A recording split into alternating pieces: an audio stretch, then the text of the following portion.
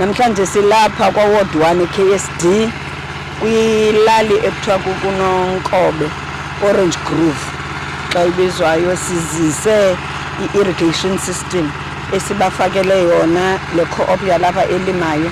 Ngabahlali balapha bayi-24 abalimayo, ootata bayi-10, oomama bayi-8, abantu abatsha bangabafana abathathu nabantu abatsha bangamantombi abathathu.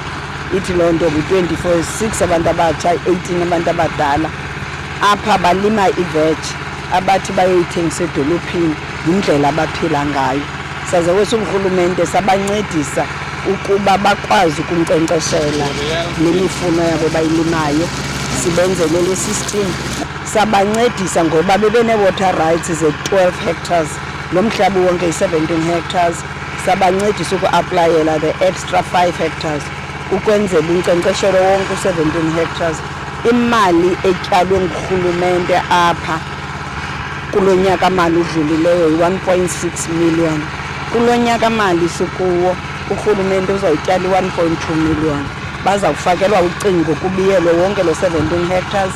Emva koko bancediswe ngokukhompplaya ku-GAP, bakwazi ukuba GAP compliant, bafumane ese-certificate, bakwazi ke ukuba iveji yabo ikwazi ukuthengiswa emarikeni ngendlela efanelekileyo, iye kubo bonke oosomashishini, bakwazi ukuthengisa nakwamanye amaphondo nokuphumela ngaphandle apha eMzantsi Afrika.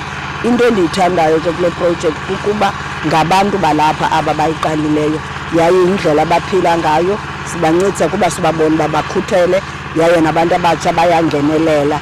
Ayiyo le ndawo yodwa ke ncediswa ngurhulumente, zikhona ezinye ezikanje esizenzileyo kwalapha kulo masipala wase-OR Tambo ePort St John.